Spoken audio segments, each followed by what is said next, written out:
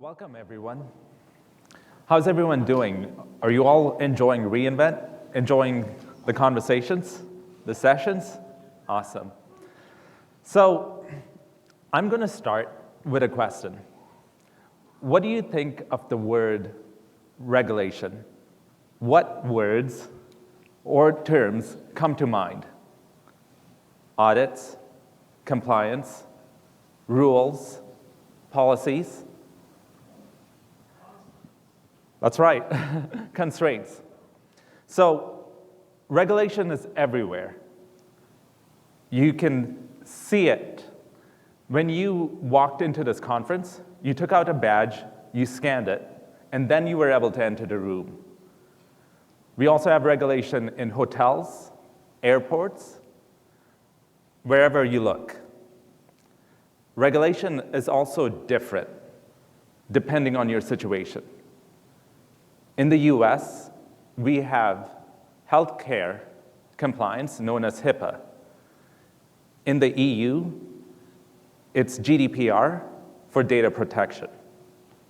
We also have 195 countries around the world. And when you consider that, each country is going to have their own set of policies for healthcare, for finance, for data privacy, and others. And so it's really important to consider the scale and complexities of implementing rules, constraints, and controls. Third, regulation is critical. Every day, you can look in the news and you can read about a malicious actor getting access to financial assets from a bank, from an exchange, and so on.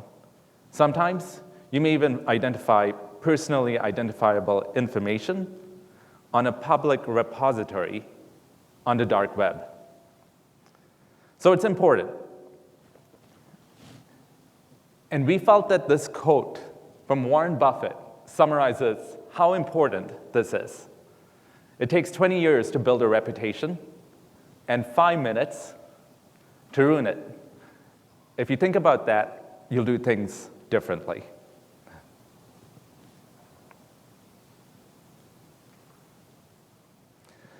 So my name is Nivas. I'm a control services specialist, having been with the launch of AWS Control Tower since 2019. I'm joined by Sid, our product management leader for AWS Service Catalog, and Adam, our customer speaker from 3M, who leads cloud engineering there. And our agenda is as follows. Sid is going to cover the use cases and challenges faced by organizations when building out their regulated environments. Adam will share his insights and personal experiences as he led the 3M team on building out their environment. And finally, I'll round it off by sharing a few tips on how you can get started. Sid? Great. Hi, everyone. Quick show of hands. How many of you moved into a new house during the pandemic? Yeah? I did too. And I'm sure you'll agree it's a lot of work. So first, you need to decide what room goes to whom, what do you do in each room. You then need to move all your furniture, all of your stuff into the new house. And then, as you start living in the house, you'll always find things to fix, things to improve, things to change, right? Just like that, your journey to the cloud is of 3 phases. The first phase is the setup phase, where you think about how you want your accounts to be, how you want your multi-account structure to be, what are your constraints, what languages you're going to use, how you're going to set up the environment, and so on. The second phase is the build and migrate phase, where all of your teams will start identifying and moving workloads to the cloud. And the third one is operate, where as you start operating in the cloud, you'll always find room for more efficiency, room to improve the speed and agility, and so on. In today's talk, we'll focus mainly on the setup phase, And you'll see how setting a strong and secure foundation right in the setup phase sets you up for success in the next 2 phases.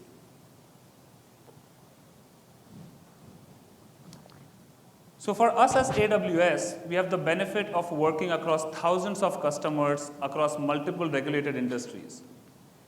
Healthcare, life sciences, finance are just 3 examples of verticals that are heavily regulated.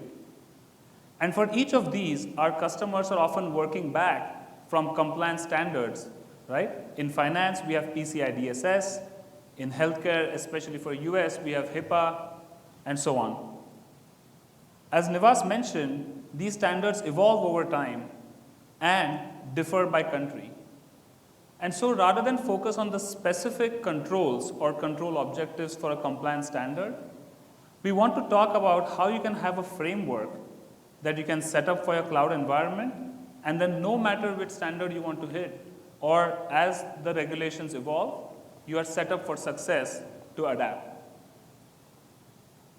A common question or a challenge that customers express to us is any such governance or compliance tends to conflict with the need for agility or innovation in their teams, right? All of the engineering teams want to move fast. You want to be able to ship iterations of applications faster and so on. And generally, governance or compliance measures stand in your way. And that's exactly what we'll talk about today, of how you can combine AWS services to get the best of both worlds and balance it out. Of course, with Adam here, we'll go deep into how 3M Healthcare uses a set of AWS services, and they could go from being only in the US to fully global and fully automated in setting up a new account when a team needs it, right? So we'll talk about that in much more detail. In life sciences, we have an example of AstraZeneca, where they use AWS Service Catalog so that when any of their teams for modeling need access to a new environment or new data sets, the central team just has to put the name of the team, click some boxes for which data sets they need access to, and click a button to set up a new environment. It now takes them 5 minutes to do what earlier took them a month. Just think about that, 5 minutes versus a month. And you have the exact same level of security and safeguards in place for compliance. Last but not least, in finance, we have an example of Experian. Some of you may know Experian is one of the 3 credit rating agencies in the US, and so they have data for more than 220 million US adults. This is obviously highly confidential and protected data. And so they use AWS Config to continuously detect any out-of-compliance resources that are in their accounts and automatically remediate them. What this does is 2 things. A, it keeps the environment safe, but B, it really frees up the application and engineering teams to constantly innovate and focus purely on improving the customer experience, and lets services like AWS Config do the hard work in the background. And they can detect these drifts in just 3 to 5 minutes compared to 24 hours that it used to take for third-party tools before. So these were just some examples of how you can combine innovation with governance effectively. Another quick poll, how many of you here belong to a Cloud Ops or Cloud Center of Excellence team or are cloud architects? Great. Now keep your hands up if you have worried about a day 0 security patch, or a deadline is coming and you need to launch ASAP in a new region, right? So all of us have been there, and the thread of governance really goes through multiple aspects of your cloud setup. The first one is security. For us at AWS, as well as for most of our customers, security is job 0. And when you think of security, you want to have a strong identity foundation. You want to enforce least access privilege. You want to have strong traceability or audit for which role has taken what action, and so on. The second one is networking. Now, in today's world of distributed systems and microservices, networking is critical to make sure that any compute that you run has access to all the right resources that it needs, but no more. Especially when you think about data sovereignty, you also want to make sure that your network boundaries are designed such that data doesn't leave the country that it originates from. So we'll talk more about networking as well. The third is cost control. Of course, a lot of our customers worry about, as they scale out to hundreds of teams in their enterprise, how do they control costs? How do they monitor how much each team is consuming and so on? And there are tools for that, such as budget notifications or auto-scaling groups, so that you're always controlling costs. And last is DevOps. A lot of our customers tell us that their engineering teams and application teams want to move to a DevOps model where everything happens in a code pipeline through code, and they want to minimize ClickOps or manual processes for approval and so on, right? And so when you think about all these, and then multiply this by the number of regions, the number of accounts, or the number of projects that your single central cloud team has to support, it starts to feel overwhelming, right? And it feels like you never have enough time. But that's exactly what we're going to discuss today. And hopefully, at the end of this talk, you'll walk away with some ideas for how you can use a combination of AWS services to lessen your burden and become more efficient as a team. Some of our customers are able to now support hundreds of accounts with a small cloud ops team of 5 to 6 members. And that's the power of services working together. So with that, actually, sorry, I have one more. For governance at scale, we'll dive into 3 key themes. And Adam will talk about how 3M has solved for these 3 themes. The first one is data sovereignty. As I mentioned, there are multiple compliance standards that now require you to keep data co-located in the country that it originates from. And this has implications to your network design, to your IAM boundaries, maybe on your SCPs, or even your organization structure. The second is security boundaries, which define that for a given IAM role or an IAM user, what resources can they access, what actions can they take in the account, and so on. And then third is obviously scaling and automation. The moment you pass the stage of having 1 or 2 hand-built accounts and you want to scale to hundreds or even thousands of accounts, you absolutely want to automate everything possible. And you want to do that through infrastructure as code so that you can quickly spin up multiple accounts that are just like each other or are customized for the purpose that you want them to be. So these are the 3 themes we'll focus on, and I'll now welcome Adam to talk about how 3M solves these. Thank you. Hello, everybody. My name is Adam Walker. I'm the technical lead for the cloud engineering team at 3M. Our team was created to handle a mission. The mission is the very subject of our session today: how to build a global, scalable cloud implementation in our regulated industry. We succeeded at that mission, and I want to share with you the story of how we did so. 3M is probably a company that most of you are aware of. You probably have different opinions about what 3M does, though. You might think that we do research and innovation and then manufacture, which would be true. You might think that we're just Post-it notes, which is also true, we have those too. But additionally, we're a healthcare company. And more specifically, Health Information Systems is a software and technology company. Some interesting metrics on here to really understand how proliferate our software is. In 80% of the hospitals in the US, they're running 3M software.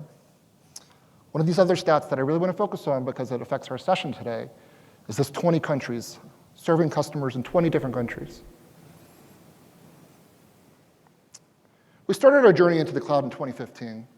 We had some workloads that we had to move, and that's really what was the beginning for us, to start using the cloud. But as our cloud IQ and the maturity of our environments got better, we started to notice all these advantages that the cloud were bringing us. Our service delivery model to our customers was getting a little antiquated. Things were moving to managed services, and the customer experience is vastly better than having to deliver software into hospitals and have it managed themselves. Also, all the new services that were basically toys for us that we never had before, like machine learning, or data scientists and our researchers, were taking advantage of these new services to create new innovations. So, a very different story in 2020, however, though. We had an immediate need to grow our cloud and to do so instantly, as quickly as humanly possible. We had a roadmap that predicted that we had to grow to handle a large number of new customers all across the globe and existing customers in data centers that also needed to move into the cloud. That projection, it basically stated that our existing set of environments, we had a small number of accounts that were built by hand. And what I mean by built by hand is hundreds, thousands of Jira tickets over the course of years to get those environments mature enough to actually run our production workloads. But they were only in the United States region and only serving United States customers. So we knew that these environments were not going to handle our roadmap and the demands of our projected deliverables. So we started mapping out our challenges. Data sovereignty. We've been talking about that a lot today. The fact that the data needs to stay in the country that it was originated in. An account is a global concept, and so data sovereignty, it's really important that we come up with a plan that even though accounts are global, the data stays where it's supposed to. We were already struggling with IAM, even on our small scale. We have a small security team. They were the only ones that were authoring roles and policies, and it already wasn't scaling even in a small area. So we knew that when we started to grow, this was going to be a point of contention. Lastly, these hand-built accounts, well, they were not repeatable. They were not even the same. We had no ability to create new accounts that were the same. So we knew we were going to have to introduce the notion of repeatable processes when creating new accounts. We did, however, know how long it took us to create a new account. The numbers weren't so great when vetted against our future roadmap. 4 weeks to create an empty but governed account. To create a new VPC in any of these accounts, it often took us 4+ weeks. When you include asking for CIDR space from corporate, deploying the VPCs and subnets, wiring them all together, 4 weeks.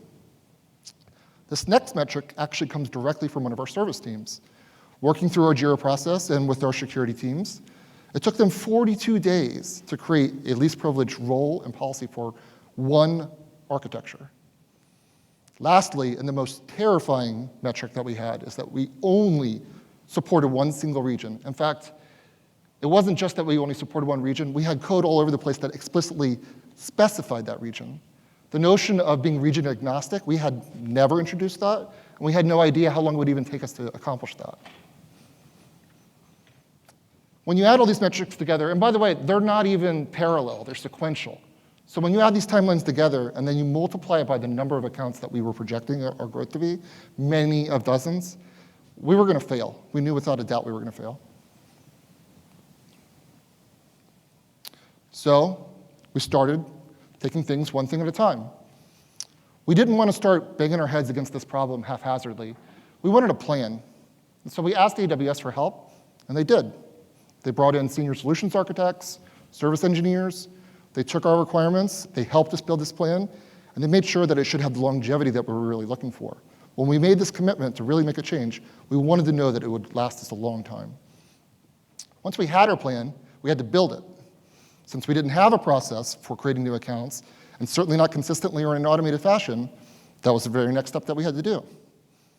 As we started to scale up, just like we predicted, IAM was a huge bottleneck. We had this now pretty streamlined process that was vending accounts very quickly, but you would just hit the next bottleneck. And that, for us, that was IAM. So this plan became our global account model. Really early on, when we were theorizing what this plan would look like, what this roadmap, or excuse me, blueprint would look like, we locked onto this notion of region locking. Region locking fixes so many of our challenges.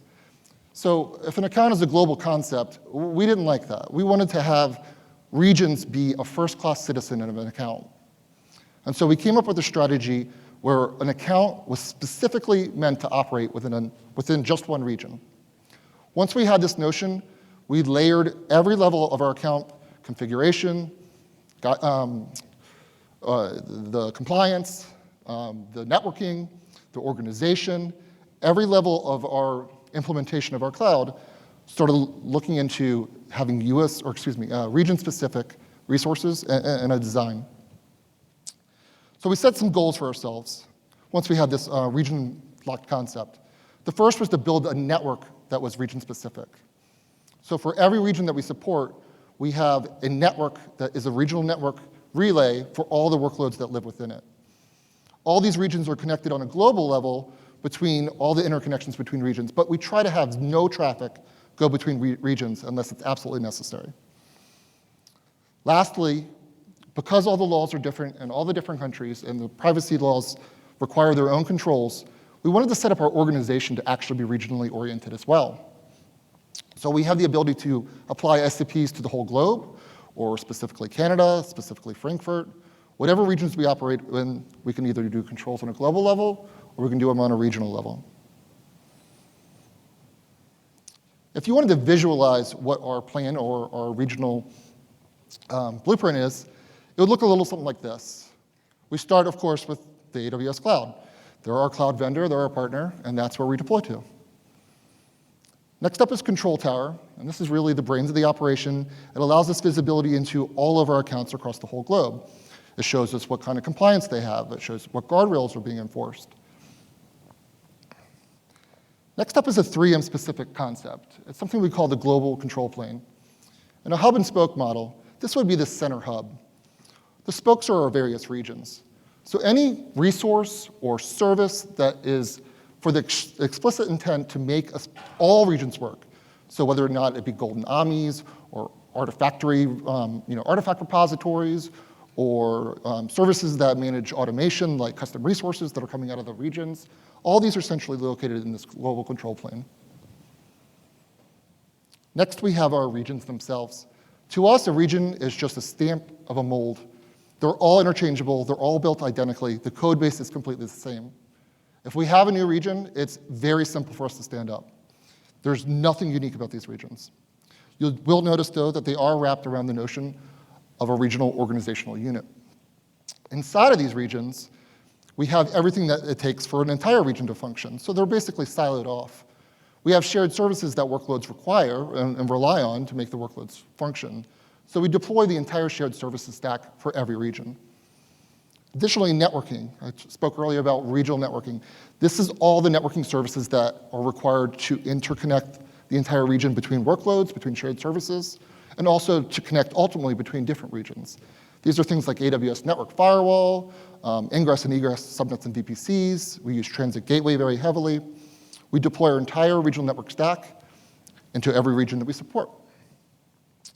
If your development team actually lives in that region or operates within that region, we deploy our entire CI/CD stack there as well. So all their pipelines and repositories, well, not repositories, that's a cloud service, but all their pipelines and all their, we use a hub and spoke model for our deployments as well. So all our developers are living in these hubs and they're deploying within the region from this hub.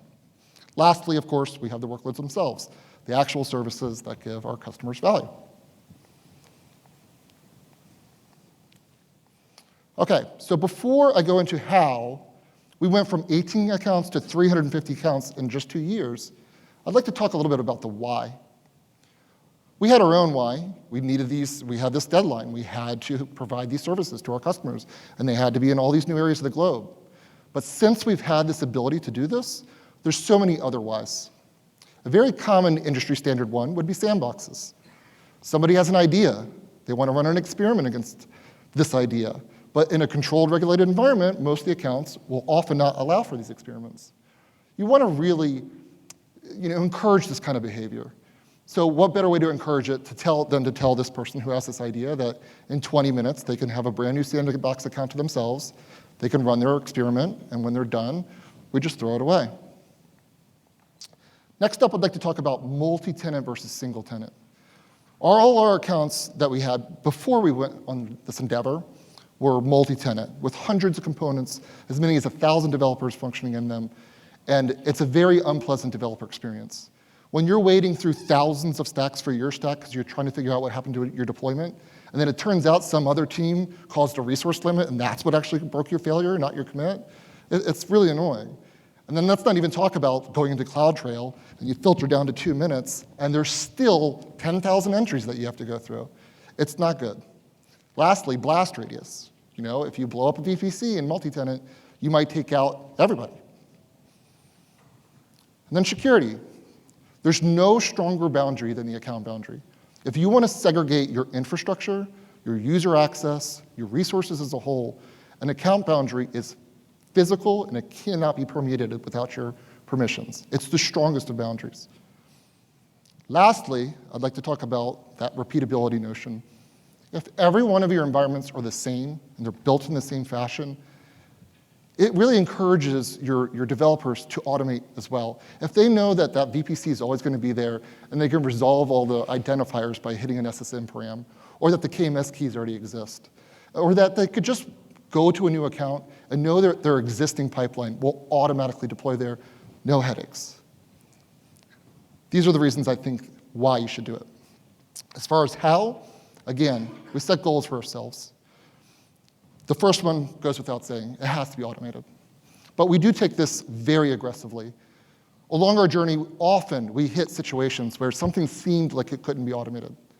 When that happens, we either build through whatever it takes. You dig under the wall, you break through the wall, you recreate the process, you find a way, because it has to be automated. And you should never give up on that. Next, we wanted our workflow to be both idempotent and stateful.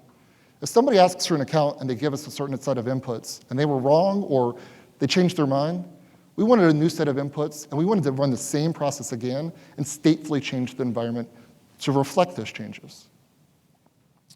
Next, we wanted to encourage the services that really standardize our releases.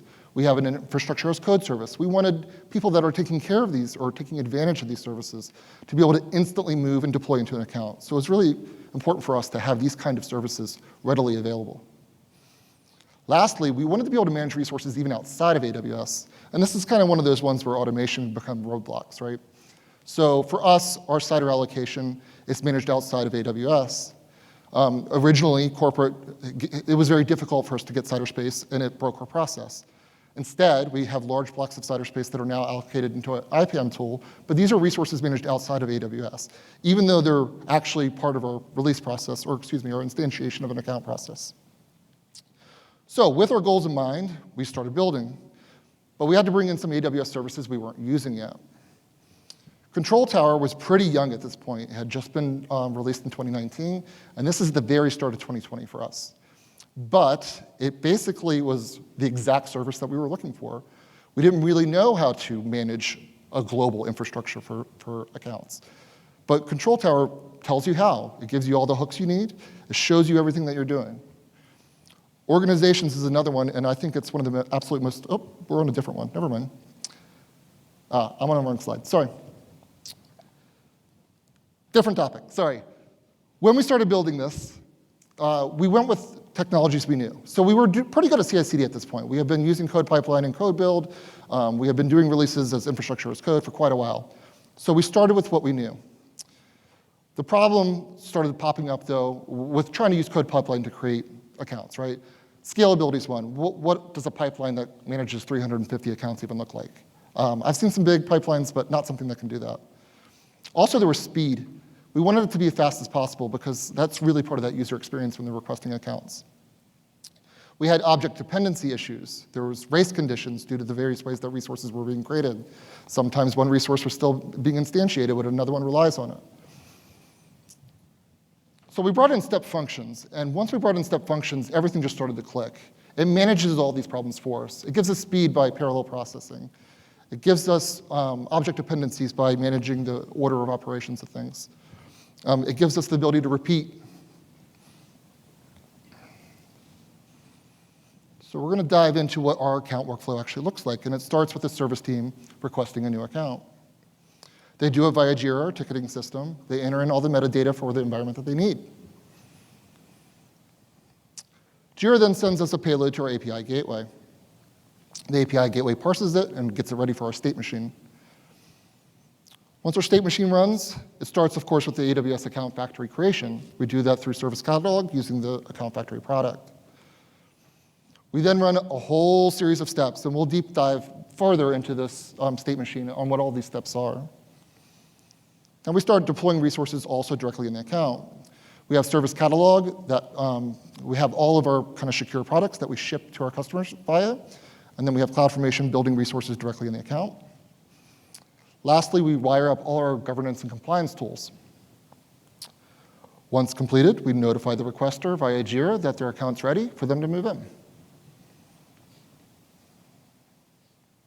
Okay, what is the state machine actually doing? Strangely, you might think, we start by creating an alias, and there's multiple reasons for this.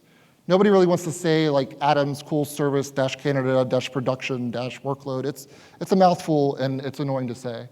So creating a short name allows everybody kind of a simple way to communicate what account they're talking about. Also, when you're creating resources in an account, it's very common to use the environment that you're deploying in as part of the namespace.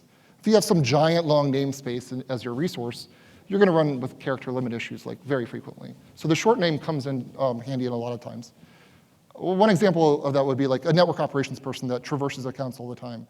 They might be looking at VPCs all day, but they don't even know where they are. So if you have the actual account's short name as part of the namespace, it's easier for them to figure out where they are.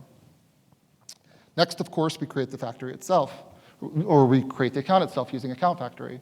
This is actually a step function for us as well, speaking to Service Catalog and requesting an account. We enter a wait state until the account's available. And then lastly, once the account is up, we share all of our products via a portfolio, all of our Service Catalog products. Next, we start our first parallel run inside of the state machine. I mentioned earlier the CI/CD service that we have. We wired all that up, all the required resources to make that CI/CD platform run. We deploy our security as code product, which I'm going to be talking about earlier, or later. It's called self-service IAM, and it's part of our IAM solution. We deploy our networking products. So we have both regional networking, and then we also have workload networking. This is entirely wrapped in Service Catalog. When it deploys, the account is fully functional from a networking perspective. It has ingress, it has egress, it has Route 53, name resolution, all this kind of things. Lastly, we tag the account. Tags are obviously very important. They tell everybody what the account's for. They're used for all kinds of audit tools, and tags are always important. We start our next parallel run, and the reason that we have two separate parallel runs like that are there are objects in the first run that are inputs for the second. So we configure Route 53. We have regional network resolvers, and then we have workload resolvers. So we kind of have a centralized resolution path that starts from the workload and resolves up to the region, and then lastly resolves up to the global level. This is where we configure our governance tools, DivvyCloud and Splunk. We enroll ourselves into our GuardDuty instance. We configure SSO.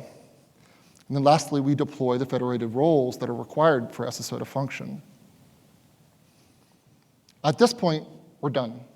We notify some stakeholders that care about every time an account's created, and we notify Jira directly. All right, identity access management. The problem. So small security team, writing roles and policies by hand, trying to achieve least privilege, and now you throw hundreds of accounts at them, hundreds of different workloads. How can they possibly keep up? So we started setting some goals for ourselves here as well. We wanted to keep least privilege access as a priority, but we were already struggling with doing this at scale. They almost are contradictory concepts, having something that scales automatically and having least privilege. We wanted to shift left. We wanted developers to have the responsibility and the right to create roles and policies for themselves. And we wanted that ability to be self-service. Once again, we started bringing in some services that we weren't using. We were, of course, using IAM up to that point, but we weren't using the feature of boundaries. Boundaries are really the hook that allow you to shift left. Boundaries allow you to constrain what a developer can do while also entitling them to do so. We use Access Analyzer to make sure that these policies are compliant based upon AWS standards. And we use config to actually bolster our Service Catalog product, which is how we ship this, by the way. So we add additional controls that we bundle within our AWS Service Catalog product that apply additional controls that we want on the entitlement of developers having the privilege to create roles and policies. So after we've made this adjustment, after we've made this self-service IAM product, what does our workflow look like? Security is now responsible for authoring boundaries. These boundaries are set as infrastructure as code, and when they make a commit, they go into Service Catalog as a new release. They ship to all the customer accounts once the portfolio is updated. Developers now take on the responsibility of authoring roles and policies. And this is also how you can actually achieve least privilege. By distributing the responsibility across many, many developers, instead of having a small, centralized team, they can actually champion the cause of least privilege. Their infrastructure as code for us was always there, but it never included roles and policies before. Now with the self-service IAM product, they can. When they're doing their deployment, and in this example, we have this fictitious application that has EC2 and RDS and ELB. They, of course, need instance roles. So they have the ability to create role, but only if they attach a boundary. And this is the magic that allows everything to come together. So coming full circle, back to our metrics, the metrics that there's no way we would have possibly achieved our objective. 4 weeks for accounts, 4 weeks for VPCs, 42 days for IAM, and US only. So when we were creating this slide, even I was blown away. I wasn't expecting this level of gains. But for us to create a completely ready-to-go account now takes us 25 minutes. And that actually includes all the other metrics. That includes the IAM tooling, that includes the networking itself. If for some reason you just need to deploy a new VPC, 4 minutes, straight out of Service Catalog, ready to go, ingress, egress, full networking of all kinds. For IAM, it's kind of hard to measure. It's as fast as the developer can actually write roles and policies.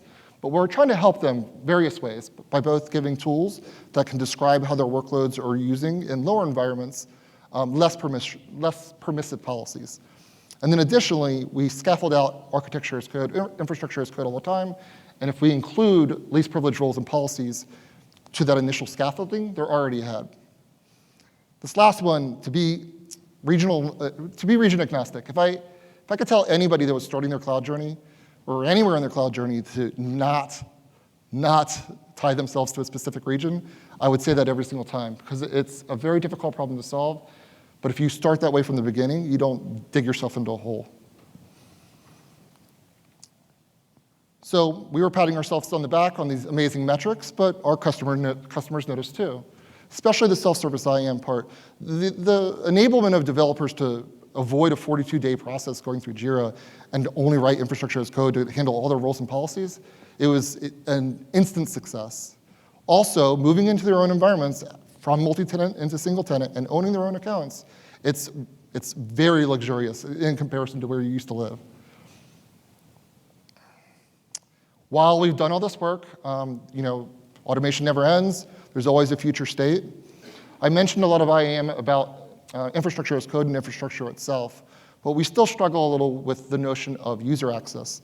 We're trying to shift to an ephemeral access, least privilege model that's much more about ABAC and far less about long-lived standard RBAC roles that just kind of got out of control over the last 7 years of our journey. And then additionally, in this utopic environment, we'd be able to hydrate an entire region, and I mean entirely, the entire shared service stack, all the networking, all the workloads themselves for the customers in that area, all from a single push of the button. It seems like a very optimistic goal, but it seems also like one working towards. Thank you. Thank you, Adam.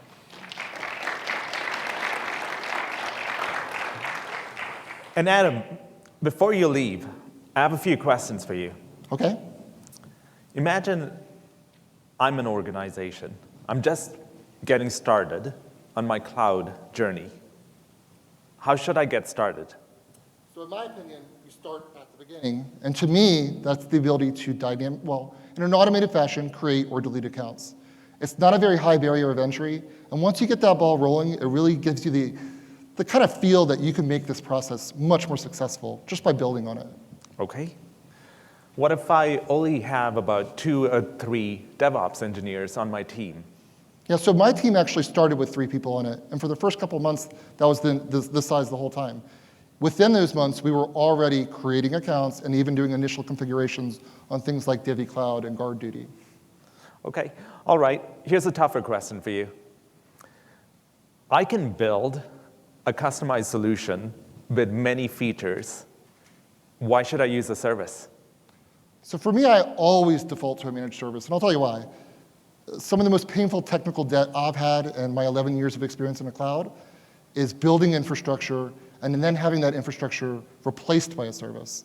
Sometimes these new services that do something that you're already doing, they're immature and maybe they don't have the features that you want. But if they can get you far enough that you can actually wait it out and the features get there, then you're so far ahead of having to build an entire tool and then watch it eventually become tech debt. Now, if you have to build it, you still have to build it. So, I mean, you can only go so far with that theory. Awesome. Thank you very much, Adam. Thank you, Navas. Thanks. All right. So Adam talked about a number of different services in his talk.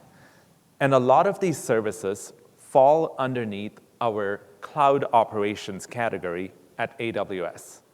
Services like Control Tower, organizations, license manager, well-architected tools. So what is cloud operations? Well, these services fall under 3 phases. They're involved with the setup, the migrate and build stages, and the operate stage.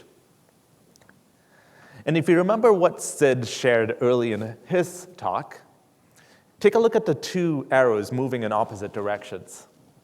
The developers want more agility, but at the same time, the central IT teams want more governance and control. This sounds like 2 polar opposite objectives. But for an organization, it's essential that they achieve both of them. And so this is how the cloud operations services will help. What about the impact of cloud operations? We ran a survey on 1,500 AWS enterprise customers, and we have 241% ROI, 62% more efficient staff, and some more stats.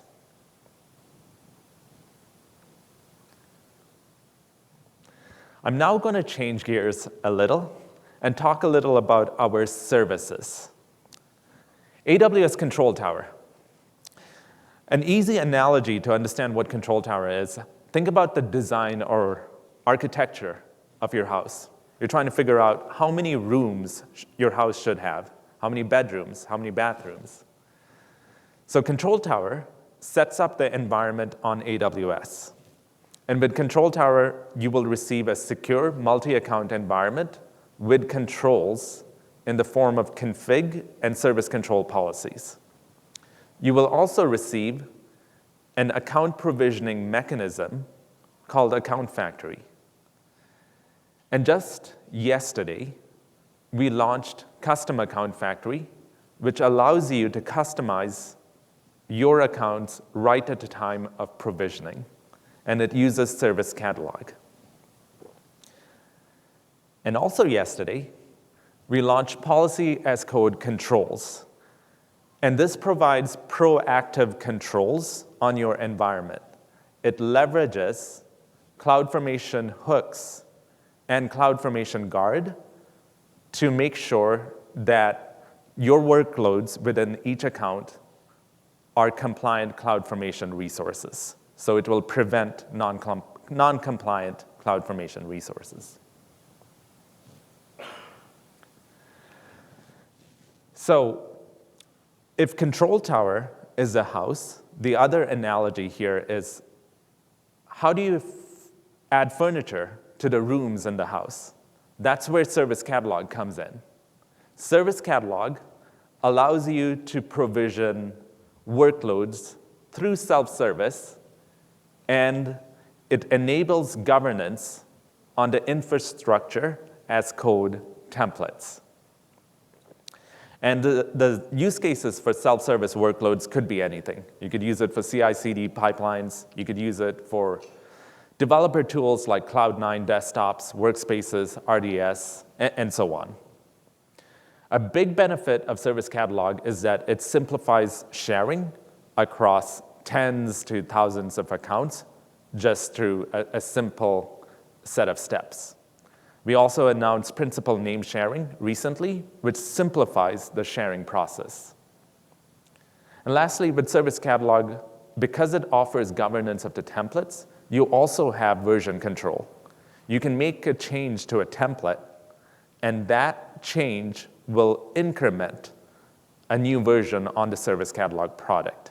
And this becomes very powerful when you've shared that Service Catalog product to, let's say, thousands of accounts. All of those accounts will automatically receive the new version. And here we also announced Git connections with Service Catalog. And basically, you can check in a template into a Git repository, and that template will reflect onto the Service Catalog product. And so, if Control Tower is the house and the furniture is Service Catalog, what's Service Management Connector? Well, you can consider it the road to the house or the bridge to the house. The Service Management Connector allows you to provision, manage, and operate AWS services using ITSM tools like ServiceNow and Jira. And if you remember Adam, 3M is using Jira to provision their accounts. You can find the plugin from Jira Cloud, set it up, and you can also use Service Catalog to provision accounts using that process. And you can see that it integrates with other services, including Security Hub, Systems Manager, and support. And so here are a few QR codes. Please take a snapshot. The first QR code is, takes you to a Control Tower workshop, which will share how you can set up Control Tower in a test environment. The second QR code shares some more information on principal name sharing, so it's a blog post. And the last one is an informational page on the Service Management Connector. All right. And moving on to our last slide. This one's from Amazon's founder. Good intentions never work. You need good mechanisms to make anything happen. Thank you very much, everyone.